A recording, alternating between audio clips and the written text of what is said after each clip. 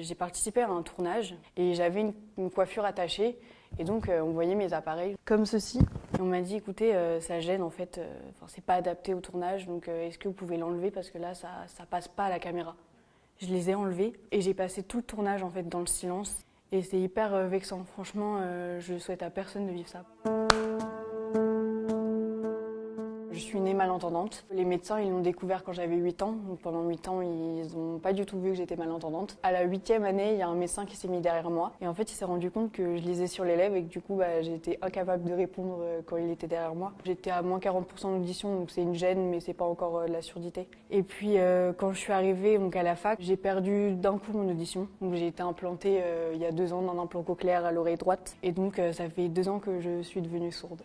Quand j'avais 8 ans, j'acceptais pas du tout mon handicap parce que j'ai vu que mes parents me voyaient différemment. Et puis quand je suis arrivée au lycée, que j'ai vu que mon handicap pouvait aussi intéresser des personnes et pouvait les rendre curieux, c'est là que j'ai commencé à me dire ah peut-être que ça peut être une force aussi. En réalité, je l'ai vraiment accepté, je pense, il y a 2 ans, mon handicap. Même si aujourd'hui...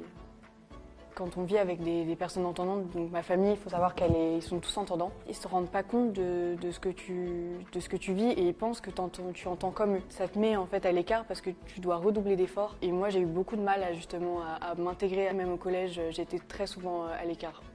Au quotidien, il y a des choses vraiment très compliquées. Ça m'arrive par exemple de marcher tranquillement et j'entends pas un vélo derrière moi.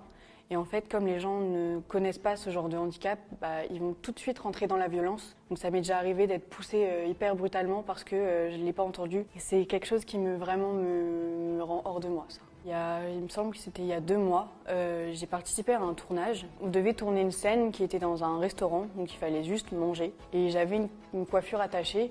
Et donc on voyait mes appareils, je vais les montrer parce que comme ceci, on le voyait mon appareil et on m'a dit écoutez ça gêne en fait, c'est pas adapté au tournage donc est-ce que vous pouvez l'enlever parce que là ça passe pas à la caméra. Je me suis pas rendu compte sur le moment, je les ai enlevés et j'ai passé tout le tournage en fait dans le silence et je voulais parler à ces gens. Je voulais discuter avec eux, mais je ne pouvais pas en fait. C'est impossible. J'ai au moins dit au producteur, écoutez, si vous voulez au moins me faire une tape dans le dos quand vous commencez à tourner, ce serait cool. Et il l'a pas fait. Donc en fait, je me rendais compte que les gens étaient en train de tourner et moi j'étais là, mince, ça a commencé. Et c'est hyper vexant. Franchement, je souhaite à personne de vivre ça. C'est comme si on demande à une personne qui est amputée, excuse-moi, est-ce que tu peux baisser ton jogging parce que faut pas qu'on voit la prothèse. Quand même, on est en 2022 maintenant. Le handicap, il y a 12 millions de personnes qui sont en situation de handicap, il faut apprendre à l'accepter. J'ai remarqué que dans le cinéma, ils faisaient des efforts, mais c'est toujours un peu la même chose, c'est-à-dire qu'une personne en fauteuil roulant, elle va être dans le rôle de la personne qui est devenue en fauteuil roulant et qui vit tel truc, mais on va pas voir une personne en fauteuil roulant qui veut devenir avocat et qui a un rôle en fait normal, qui tombe amoureux ou des choses concrètes. Et j'espère qu'un jour je pourrai le faire, quoi.